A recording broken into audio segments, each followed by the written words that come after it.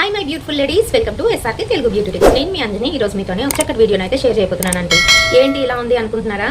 మాకు వైజాగ్లోని వానతోని తడిపేస్తుందండి, ముద్ద చేసేస్తుంది, అస్సలు ఆగట్లేదు. అండ్ సైక్లోన్ ఉంది కదా మళ్ళీని, సో దాని ఎఫెక్ట్ అనమాట. నిన్నటి వరకు అయితే దేవుడు అయితే కాపాడాడు. నిన్న పూజ అయితే ప్రశాంతంగా అయిపోయింది. నిన్న సాయంత్రం నుంచి పట్టుకుంది, ఇప్పటి వరకు చూడండి అలా పడుతూనే ఉందన్నమాట. సో ఈ రోజు వీడియోలో మనం ఏం చూడబోతున్నామా అంటే నోవా క్రీమ్ గురించి అయితే తెలుసుకోబోతున్నాం. ఈ నోవా క్రీమ్ మాకు ఎప్పుడో తెలుసండి అని అనుకుంటున్నారా? ఇందులోని బోల్డ్ అని విషయాలు ఉన్నాయండి మీకు తెలియనివి. అవేంటో ఈరోజు మనం వీడియోలోనైతే చూద్దాము. ఈ నోవా క్రీము కుట్లు మాడిపోవడానికి, ఇంకా అలాగే కుట్లు పైన మళ్ళీ చర్మం మామూలుగా అవ్వడానికి, రఫ్నెస్ ఉన్న చర్మం వాళ్ళు అంటే చాలా మందికి ఏంటంటే బాగా ముద్రగా అయిపోయి రఫ్గా అయిపోతుంది కదా, అటువంటి చర్మం ఉన్న వాళ్ళు కట్స్కి, ఊన్స్కి, అంటే చిన్న చిన్న కట్స్కి, పెద్ద పెద్ద కట్స్ అయితే ఇది పనిచేయదు. చిన్న చిన్న కట్స్కి, ఊన్స్కి అంటే కురుపులకి, ఇంకా దాంతో పాటుగా పగిలిన మడాలకి, పగిలిన పెదాలకి కూడా చాలా బాగా యూజ్ అవుతుంది. అంతేకాదండి, ఫేస్ మీద నైట్ టైం అప్లై చేసుకోవాలి. మార్నింగ్ కాదు, నైట్ టైం పడుకోబోయే ముందు ఫేస్ వాష్ చేసి అప్లై చేసుకుంటే మార్నింగ్ కల్లా చక్కగానైతే ఉంటుందన్నమాట. మరి వీడియోలోకి వెళ్లే ముందు నాది ఒక చిన్న రిక్వెస్ట్ అండి. మన ఛానల్ ఎవరైనా కొత్తగా చూసిన వాళ్ళు ఉంటే తప్పకుండా మన ఛానల్ని సబ్స్క్రైబ్ చేసుకోండి. మీరు సబ్స్క్రైబ్ చేసుకోగానే పక్కన ఒక బెల్ ఐకాన్ కూడా వచ్చేస్తుంది, అది కూడా హిట్ చేయాలండో. అది హిట్ చేస్తేనే నేను పెట్టే ప్రతి వీడియో నోటిఫికేషన్ ముందుగా మీకు వచ్చేస్తుంది. ఇప్పుడు ఇంకెందుకు ఆలస్యం, లేట్ చేయకుండా వీడియోలోకి వెళ్ళిపోతాం.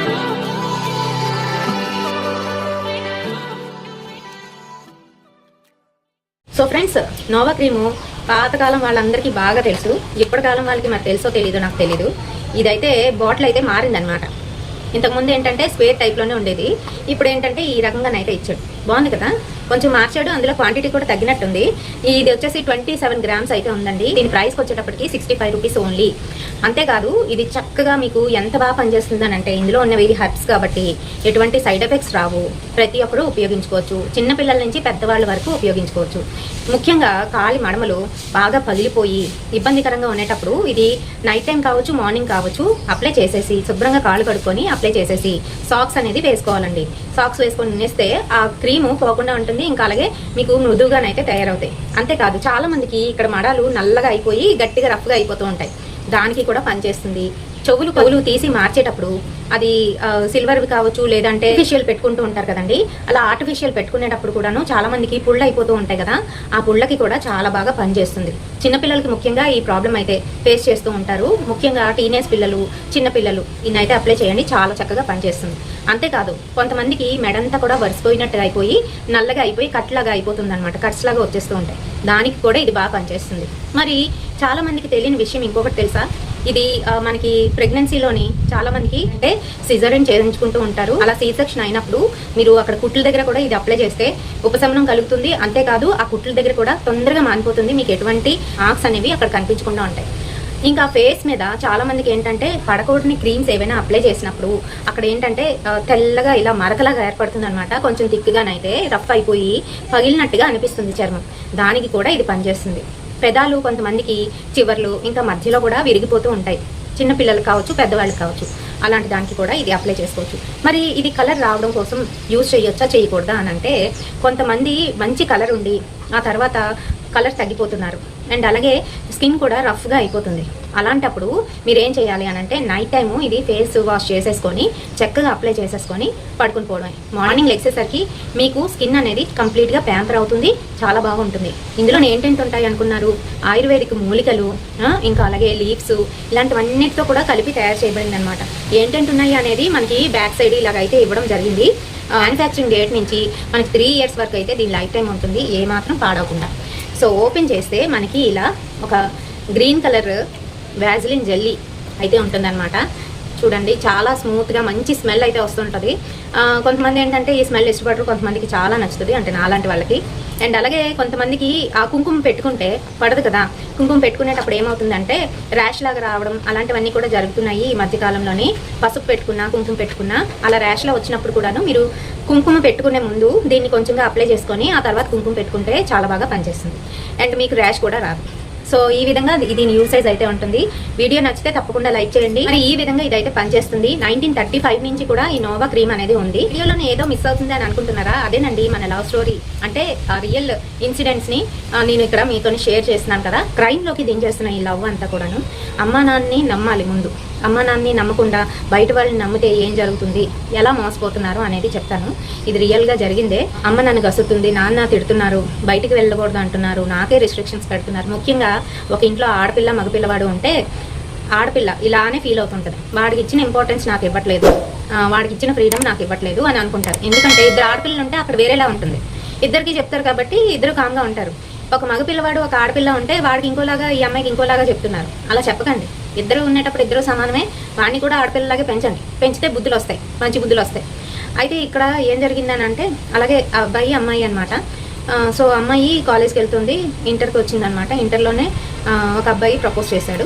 సరే అది అలా కంటిన్యూ అవుతుంది. ఇంటర్ తర్వాత వాళ్ళు ఏంటంటే ఎంసెట్ రాసి వాళ్ళు బీటెక్ చేయడం అనేది జరిగింది. సో బీటెక్ అనేసరికి ఇంకా అందరికీ రెక్కలు వచ్చేస్తాయి, ఎక్కడ లేని రెక్కలన్నీ వచ్చేస్తాయి అనమాట. ఏదో ఇంకా ఉద్యోగాలు చేసి ఊర్లో వెళ్తున్నట్టే ఫీల్ అయిపోతూ ఉంటారు. అంటే ఇంకా అందరితో కలిసి బాగా తిరగడము, తినడము, ఇంకా ఎంజాయ్ చేయడము అలవాటు అయిపోయిందనమాట. అలవాటు చేసుకొని తప్పులు కూడా చేసేసారు. సో ఎప్పుడైతే ఈ తప్పులు చేస్తారో అప్పుడు వాళ్ళకి అసలు విషయాలన్నీ బయటపడతాయి. వాళ్ళ నిజస్వరూపాలు, వీళ్ళ నిజస్వరూపాలు, లేదంటే వాళ్ళ అమ్మ నాన్నని అడగాలనో ఇంకేవేవో వస్తూ ఉంటాయి కదా, మనందరికీ తెలిసిందే కదా. సో ముఖ్యంగా ఆడపిల్లలు జాగ్రత్తగా ఉండాలి. ఆడపిల్లలు జాగ్రత్తగా లేకపోతే ఇంకా ఆ తర్వాత అందరూ కూడాను మిమ్మల్ని అంటారు, తప్పు చేసినోడిని అనరు. తప్పు చేసినోడిని ఎప్పుడు కూడా ఏదో రకంగా వదిలేస్తారు, మిమ్మల్ని ఆడపిల్లనే ముందు అనేస్తారు. ఈజీగా అనేయడానికి దొరుకుతాం మనం. అందుకనే మనమే స్ట్రాంగ్గా ఉండాలి. అలాగే ఎప్పటికప్పుడు మన చుట్టుపక్కల ఏం జరుగుతుందో అనేది తప్పనిసరిగా చూసుకోవాలి. సో అయితే ఏం చేశాడు, ఇలాగా తప్పు జరిగిన తర్వాత అమ్మాయిని చక్కగా ఒక 6 months ఎంతో ఇలాగే తప్పులు చేసుకొని వచ్చి ఆ తర్వాత 6 months నుంచి అవాయిడ్ చేయడం మొదలుపెట్టాడు. ఆ తర్వాత నుంచి ఈలోగా ఏంటి, వీళ్ళది 3 years కంప్లీట్ అయిపోయింది, 4th year ఫైనల్ ఇయర్లో ఉన్నారు. మంచిగా చదువుకునే అమ్మాయి ఇప్పుడు ఈ రకంగా తప్పుదోవ పట్టిన తర్వాత ఈ అమ్మాయికి మైండ్లోని చదువు కన్నా ఇప్పుడు అదే దృష్టి ఉంటుంది. ఏంటి, పెళ్లి చేసుకుంటాడా చేసుకోడా, ఇన్ని సంవత్సరాలు అయిపోయింది, పైగా అవాయిడ్ చేస్తున్నాడు. ఏం జరిగింది వెనకాల పడుతుంది పాపం, వెనకాల పడుతుంది. అయినా కూడా నో రిప్లై, ఎటువంటి కాంటాక్ట్స్ కూడా లేకుండా తను అసలు ఉన్నాడా లేదా అనేది కూడాను. ఎందుకంటే ఇద్దరు కూడాను వేరే గ్రూప్స్ అనమాట. సో తను వేరే గ్రూప్లో ఉండడం వల్ల తను ఏం చేస్తున్నాడో ఏంటో తెలియట్లేదు. ఇంతలోకి ఈ మహానుభావుడు ఈ పిల్లని మర్చిపోయి ఇంకో అమ్మాయితోని లవ్ ట్రాక్ స్టార్ట్ చేశాడు. సో ఇలా ఉంటాయి, జాగ్రత్త, ఇలాగే ఉంటాయి బయట. ఎందుకంటే వాళ్ళు అప్పు చేసిన వాడికి ఎలా ఉంటుందనంటే, ఒకసారి తప్పు చేస్తేనేంటి, 100 సార్లు తప్పు చేస్తేనేంటి, ఒకటే శిక్ష కదా అనే మైండ్ సెట్తో ఉంటారు. కాబట్టి మనం జాగ్రత్త పడాలి ముందుగానే. సో తను చూస్తుందన్నమాట. చూస్తూ తన గురించి అడుగుతూ వాళ్ళ ఫ్రెండ్స్ని అడుగుతుంది. వాళ్ళ ఫ్రెండ్స్ అందరూ కూడా ఏం చెప్తారు, ఇంకెలా జరుగుతుందని ఏం చెప్తారు. సో ఒక అబ్బాయి, మంచి అబ్బాయే ఉన్నాడు, మీకు తెలియకుండా ఇలాగా వేరొక అమ్మాయితోనైతే తిరుగుతున్నాడు, మీరు జాగ్రత్తగా ఉండండి, మీ పేరెంట్స్తో మాట్లాడండి అని అంటే అప్పుడు తిను ఆ విషయాన్ని తనకి బయటపెట్టింది. అది ఇంకా తప్పు, ఎవరితో కూడా షేర్ చేయకూడదు. మీ పేరెంట్స్తో చెప్పాలి. మీ పేరెంట్స్తో చెప్పిన తర్వాత అప్పుడు వాళ్ళు ఏం డెసిషన్ తీసుకుంటున్నారో దానికి కట్టుబడి ఉండాలి. లేదు అన్నీ నేనే చూసుకుంటానంటే ఇంకా నాశనం అయిపోద్ది జీవితం, అది గుర్తుపెట్టుకోండి. ఆ పిల్లాడితో చెప్పింది, లేదు మేము ఇలా కమిట్ అయ్యాము, తర్వాత ఇప్పుడు నన్ను అవాయిడ్ చేస్తున్నాడు ఈ అబ్బాయి అని చెప్పేసి. సో ఇంకేం చేస్తాడు అబ్బాయి, పాపం మంచోడు కాబట్టి, సిస్టర్ మీరు ముందెళ్ళి మీ మదర్ అండ్ ఫాదర్తో మాట్లాడండి, నేను వాళ్ళ మదర్తోని ఫాదర్తోని ఫోన్ చేసి మాట్లాడతాను, వీడి గురించి చెప్తాను, వాళ్ళ మదర్ అండ్ ఫాదర్ చాలా మంచోళ్ళు, మిమ్మల్ని యాక్సెప్ట్ చేస్తారు అని చెప్పేసి వాళ్ళ నాన్నగారికి ఫోన్ చేసి, మీ అబ్బాయి ముందంతా కూడా ఒక అమ్మాయితో ఉన్నాడు, ఇప్పుడు మరొక అమ్మాయితో తిరుగుతున్నాడు, ఇంటర్ నుంచి కూడా అమ్మాయిని లవ్ చేస్తున్నాడు, సడన్గా ఇప్పుడు అమ్మాయిని వదిలేసి మరొక అమ్మాయితో మాట్లాడుతున్నాడు, ఇప్పుడు అమ్మాయి ఏడుస్తుంది, ఇంకేమంటారు ఆంటీ అని అడిగితే ఆవిడ ఏంటంటే, నాకు తెలియదమ్మా ఇలా జరుగుతుందని, నేను అంకుల్తో మాట్లాడతాను, తనతో కూడా మాట్లాడతాను అని చెప్పేసి పెట్టేశారు వాళ్ళు ఫోన్. తర్వాత ట్విస్ట్ ఏంటనుకున్నారు, ఇంకా 1 month 2 months అయింది, ఈ అమ్మాయి ప్రెగ్నెంట్. సో ఇలా ఉంటుంది, ఒక్కసారిగా లైఫ్ చేంజ్ అయిపోయింది కదా. 4th year final year, exams రాస్తుందా లేదంటే హాస్పిటల్కి వెళ్తుందా.